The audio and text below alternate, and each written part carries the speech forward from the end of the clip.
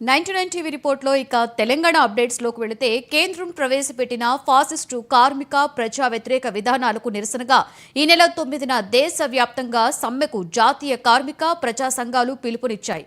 పోరాడి సాధించుకున్న కార్మిక హక్కులను చట్టాలను రద్దు చేసి కార్పొరేట్ అనుకూల చట్టాలను తీసుకొస్తున్నారని మండిపడ్డారు. కార్మిక సంఘాలు లేని దేశంగా మార్చేందుకు కేంద్రం ప్రయత్నిస్తుందని ఆరోపిస్తున్నారు. ఇక ఇదే అంశం మీద టీఐసీయూ నేతలతో మా regional coordinator Ravi face to face. జాతీయ కార్మిక సంఘాలు సమ్మెకు పిలుపునిచ్చాయి. ఇప్పటికే జాతీయ వ్యాప్తంగా మొత్తం దేశవ్యాప్తంగా జూలై 9వ తారీఖు నాడు కార్మిక సంఘాలు మొత్తం కూడా సమ్మె చేయాలని పిలుపునిచ్చాయి. ఈ నేపథ్యంలో ప్రధానంగా కేంద్ర ప్రభుత్వ వ్యతిరేక విధానాలను అనుసరిస్తున్న బీజేపీ ఏదైతే ఉన్నదో దానికి నిరసనగా ఈరోజు అంటే దేశవ్యాప్తంగా సమ్మె జరుగుతుంది. ఈ నేపథ్యంలోనే జాతీయ కార్మిక సంఘాల బంధు ఏదైతే ఉన్నదో అది సమ్మె సంబంధించినటువంటి విషయాలని టీయూసీఐ రాష్ట్ర సహాయ కార్యదర్శి రామయ్య గారు ఉన్నారు. ఇక్కడ వారిని అడిగి మరిన్ని విషయాలు తెలుసుకున్నాం. సార్ చెప్పండి, ప్రధానంగా దేశవ్యాప్తంగా ఏదైతే కార్మిక సంఘాలు చేస్తున్నటువంటి సమ్మె ప్రధానంగా కేంద్ర ప్రభుత్వ వ్యతిరేక విధానాలు ఏమేమో అవలంబిస్తుంది, ఎందుకు సమ్మెకు పిలుపునిచ్చారు? కేంద్రంలో ఉన్న మోడీ ప్రభుత్వం కార్మిక ప్రజా వ్యతిరేక విధానాలు నిరసిస్తూ జూలై 9వ తారీఖు నాడు దేశవ్యాప్తంగా అన్ని రంగాల కార్మిక వర్గం తమ విధుల్ని బహిష్కరించి ప్రధానంగా 4 లేబర్ కోడ్లను రద్దు చేయాలనే ప్రధానమైన డిమాండ్ మీద ఈరోజు దేశవ్యాప్త సమ్మె జరుగుతుంది. ఇవాళ మోడీ ప్రభుత్వం కార్మిక వర్గం 1926లో తమ రక్తాన్ని దారబోసి సాధించుకున్న చట్టాలని ఇవాళ ఒక్క కలం పోటుతోటి ఎటువంటి పార్లమెంట్లో చర్చ లేకుండా ఎవరితోటి కూడా ఎటువంటి చర్చ లేకుండా ఇవాళ ప్రభుత్వ అనుకూల విధానాలను అవలంబిస్తున్నాడు. కార్మిక వర్గం సాధించుకున్న చట్టాలను తీసేసి ఇవాళ పెట్టుబడిదారులకు అనుకూలంగా చేయడానికి మాత్రం ఇవాళ మోడీ ప్రభుత్వం కంకణం కట్టుకుంది. ప్రధానంగా ఆ విధానాలకు వ్యతిరేకంగా జూలై 9వ తారీఖు నాడు దేశవ్యాప్తంగా సమ్మె జరుగుతుంది. ఇప్పటికైనా మోడీ ప్రభుత్వం ఈ విధానాలని వెంటనే విరమించుకోకపోతే భవిష్యత్తులో 5 రోజులు 6 రోజులు వారం రోజులు కూడా సమ్మె చేసే స్థితికి ఇవాళ కార్మిక వర్గం రాబోతున్నది. మోడీ ప్రభుత్వం ప్రధానంగా ఇవాళ కార్మిక వర్గం మీద దాడి పూనుకుంటున్నాడు. ఎందుకంటే ఇవాళ ప్రపంచంలో ఉన్న అధిపతులందరూ కూడా ఏం చెప్తున్నారు, ఈ భారతదేశంలో కార్మిక చట్టాలని కార్మికులకు అనుకూలంగా ఉన్నాయి కాబట్టి ఈ దేశంలో పరిశ్రమలు రావాలంటే ఈ చట్టాలు ఉండటం వల్ల రావట్లేదని చెప్తున్నారు. అది కాదు, ఇలా మోడీ ప్రధానంగా గెలిచింది కాడ కార్పొరేట్ యొక్క అనుకూల విధానాలు తప్ప మరొకటి కాదు. ఆ విధానాలు అమలు చేయాలంటే ఇక్కడ కార్మిక వర్గాన్ని కట్టుబానిసలు చేయాలి. మరో బ్రిటిషోడు 200 సంవత్సరాల క్రితం ఎట్టయితే ఈ దేశాన్ని పరిపాలించిండో ఇలా కార్మిక వర్గాన్ని అలా పరిపాలించడానికి ఇలా మోడీ అనుసరిస్తుంది. కాబట్టి ప్రధానంగా మోడీ విధానాలకు వ్యతిరేకంగా జరుగుతున్న జూలై 9వ తారీఖు సమ్మెలో సంఘటిత అసంఘటిత కార్మిక వర్గం పాల్గొనాలి.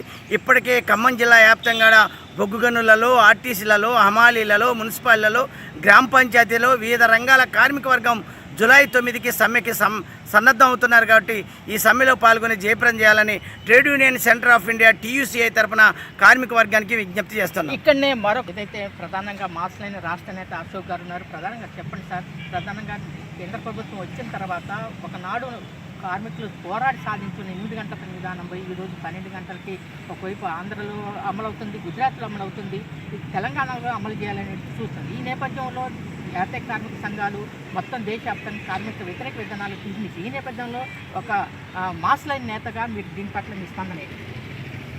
జూలై 9వ తారీఖు నాడు జరుగుతున్న జాతీయ సమ్మెలో రైతాంగం, కార్మిక వర్గం, అశేష ప్రజానీకం పాల్గొవాలని చెప్పి వామపక్ష పార్టీలు మాస్లైన్గా మేము పిలుపునిస్తూ ఉన్నాం. మోడీ గారు అధికారంలోకి వచ్చిన తర్వాత ఈ దేశంలో రోజు రోజుకి కార్మికుల వేతనాలు, అదే కూలీల వేతనాలు రోజు రోజుకి తగ్గిపోతూ ఉన్నాయి, పని దినాలు తగ్గిపోతూ ఉన్నాయి. వారి కుటుంబాల్లో ఆకలి కేకలు, ఆర్తనాదాలు, అవమానాలు పెరుగుతూ ఉన్నా సరే ప్రభుత్వాలు మాట్లాడటం లేదు. మరోపక్క రైతాంగానికి సంబంధించిన విషయాల్లో కూడా చట్టాలు తీసేసి రైతులను కూడా ఇబ్బంది పెడితే వాళ్ళు పెద్ద ఎత్తున సమ్మె చేసి రైతు చట్టాలను విరమింపజేయించారు. ఈ క్రమంలో మనం తాజాగా హైదరాబాద్ నగరంలో ఒక ఫార్మా కంపెనీలో బాంబ్ బ్లాస్ట్ ప్రమాదం జరిగి చనిపోతే ఎంతమంది కార్మికులు చనిపోయారో, కార్మికులు ఎవరో కూడా తెలియని దౌర్భాగ్య స్థితి ఇలా ప్రభుత్వాలు ఉన్నాయి. అంటే ఒక ఇండస్ట్రీ 40 ఏళ్లుగా నడుస్తుంటే అందులో ఎంతమంది పనిచేస్తున్నారు, ఎవరు పనిచేస్తున్నారు అనేది కనీసం ప్రమాణాలు ఎట్లా ఉన్నాయి, నిబంధనలు ఎట్లా ఉన్నాయి, కనీసం ప్రమాదాలు జరగకుండా ఎలాంటి జాగ్రత్తలు తీసుకొని అనేది చూసే దిక్కే లేదు. అంటే కార్మిక చట్టాలు కాస్తో కూస్తో ఉన్న ఈ నేపథ్యంలో ఇంత దౌర్భాగ్యమైన స్థితి ఉంటే రీపీ 4 కోళ్లను తీసుకొచ్చిన తర్వాత మరింత అగమ్యగోచరంగా మారే ప్రమాదం ఉందని చెప్పి మేము భావిస్తూ ఉన్నాం.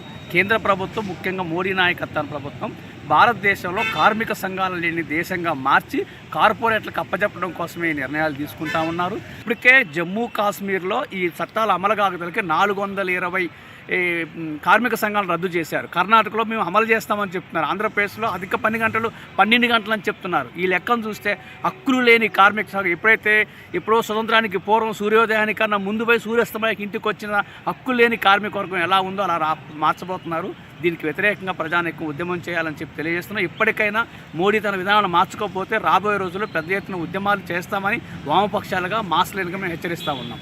ఏదైతే రాబోయే కాలంలో ఖచ్చితంగా మోడీ ప్రభుత్వం విధానాలు మార్చుకోకపోతే భవిష్యత్తులో ఖచ్చితంగా వామపక్షం ఆధ్వర్యంలో ప్రజా పోరాటాలు నిర్వహిస్తామని, కార్మిక వ్యతిరేక విధానాలని నిర్మించుకోవాలని కేంద్ర ప్రభుత్వం ఖచ్చితంగా ఆ కార్మిక వ్యతిరేక విధానాలను వెనక్కి తీసుకోవాలని, ప్రధానంగా 4 కోడ్లు ఏదైతున్నాయో అవి మొత్తం వెనక్కి తీసుకోవాలని చెప్పేసి వామపక్ష నేత అశోక్ గారు చెప్తున్నారు. కెమెరామెన్ సుధాకర్తో చిర్రా